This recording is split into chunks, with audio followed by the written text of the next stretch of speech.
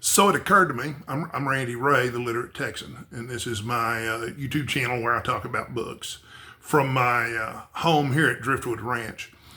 But it occurred to me that a lot of the people that I've been interacting with on BookTube have become really good friends of mine. And some of you might be interested in an update on my health. I'd posted a couple videos that were reasonably vague about what was going on with me. But long story short, I was hospitalized 4 times starting in February for cellulitis in my legs, which I had trouble shaking. Cellulitis is an infection in the deep tissues of your skin.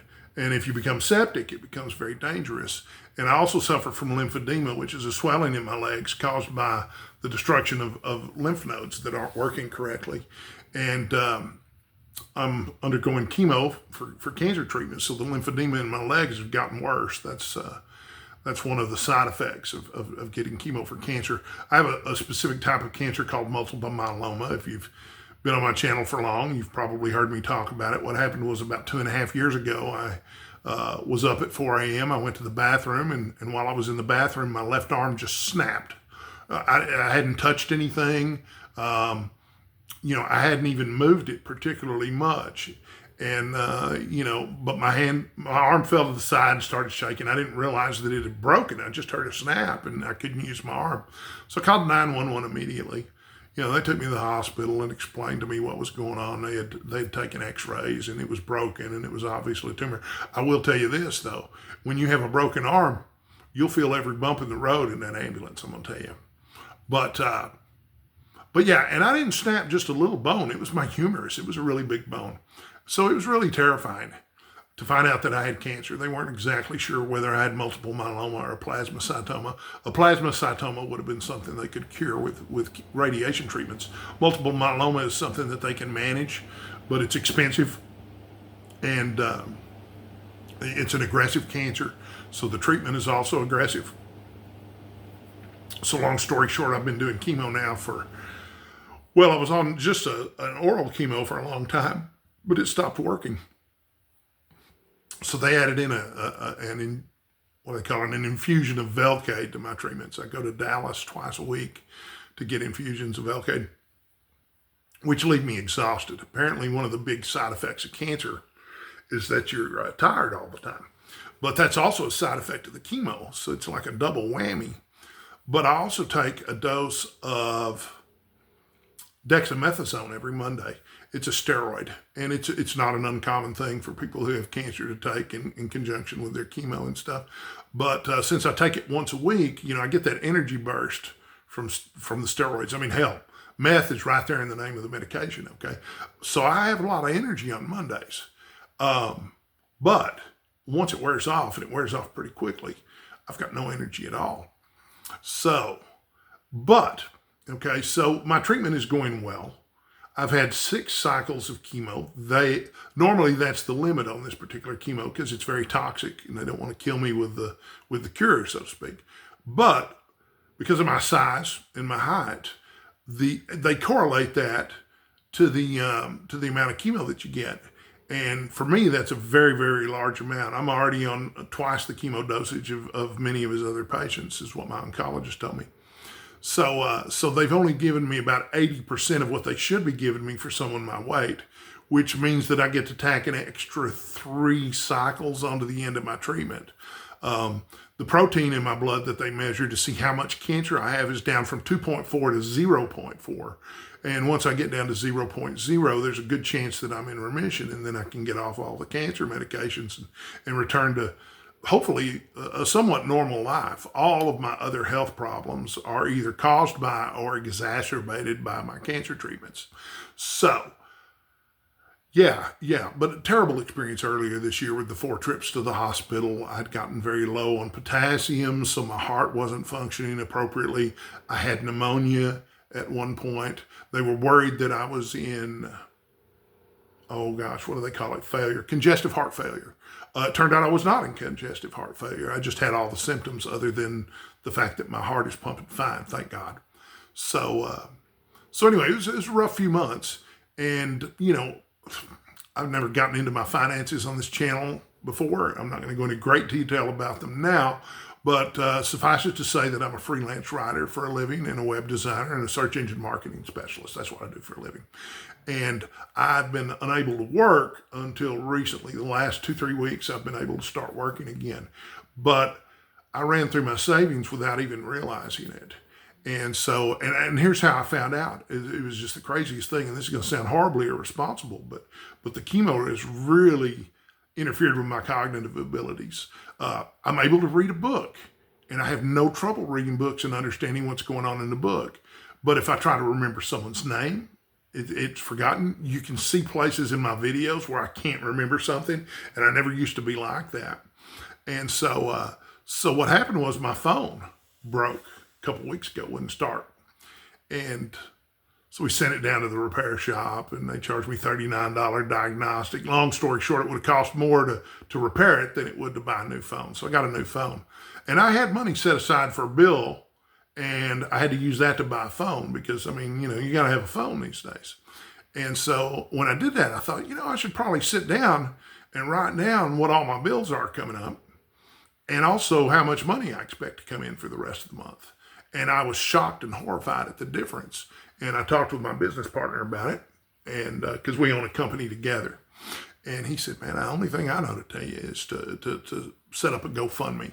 And I shared that on this channel, and I'm so grateful for the people who have, you know, on BookTube and YouTube who saw that and contributed or shared that. I'm going to share a link to my GoFundMe page again in the description of this one, because I find myself in the really awkward position for a prideful Texas man to actually need help right now. And I've got some friends, you know, if you've been watching the channel for a while, you probably also know that I've been sober for 10 years, and I'm a member of Alcoholics Anonymous, although I do not represent Alcoholics Anonymous in any way. You know, I do attend meetings. And one of my friends from AA explained to me, he said, man, you know what? It's a good thing to ask for help. It's going to keep you humble. This has been a humbling experience for me. I was not ready for this in any way. I'm only 54 years old. But as I've learned, you know, age don't got nothing to do with it. And I'm not saying I've done all the right things when it comes to my health. You know, I've smoked more than my share of cigars, and I've drank more than my share of whiskey in my life. But, you know, I've given those up. But you can do everything right and still get sick. That's just the way it goes sometimes. And I was having a conversation with a friend of mine about that earlier tonight, and she said, well, I think, you know, all this processed food is what's making us so sick. And I said, you know, it's tempting to point at something and blame it. And I'm sure that processed foods aren't great for our health. But I don't think that processed foods are necessarily what caused this particular cancer. It's just something that happens to people. Just like, you know, anyway, it's just been a really, you know, it's been a really tough time. And you know, I've got some new videos coming up. I try to stay really positive. You know, I try to look at this in terms of, you know, it's an hour to go take my chemo infusion to get there. And then I've got the infusion for an hour, and then it's an hour home. I do that twice a week. So that's 6 hours a week. That's almost a part-time job. And on top of dealing with my other health issues, dealing with my health has definitely become a part-time job. But I continue to try to look at it from this perspective. I get to go to chemo twice a week. I don't have to go. I get to go. This is a privilege. A lot of people don't have health insurance. A lot of people have already died from this particular cancer before these treatments were available. You know, if I'd gotten this 5-10 years ago, you know, the first option would have been a bone marrow transplant. And the average life expectancy for someone who came down with multiple myeloma was 2.5 years. And my oncologist says, you know, as long as treatment goes well and I take care of my health, you know, I might have 10 or 15 years left. That's a lot of YouTube videos. But anyway, like I say, I'm going to post the GoFundMe link in the description. And, you know, you got $5 to spare. Great. If you don't have anything to spare, I totally understand that, because I don't have any money to spare for a GoFundMe right now as much as I would like to. You know, I've helped a lot of people in my life, and I'm really grateful that a lot of people have helped me with this GoFundMe. And I wouldn't have changed anything that I've done in my past in terms of helping people. You know, that's one of my proudest moments was when my daughters presented me with my AA chip. Both of them said the same thing about me, essentially, was that they were really proud to have grown up with a father who was always trying to help someone else. And I don't think it's a coincidence that both my daughters are going into careers where they're trying to help someone else. You know, my one daughter majored in education and just graduated from college. And my other daughter is going to get her master's degree in social work.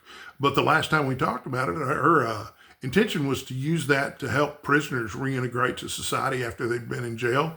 And she also has an interest in reforming the criminal justice system here in the United States, which obviously she can't do single-handedly, but it's one of the things that she wants to work toward, which is, of course, obviously, you know, another opportunity to help people. So, you know, I want to stay humble, but I don't want to pretend I'm someone I'm not. You know, I've really gone out on a limb for a lot of people, you know, and it's really come back to me.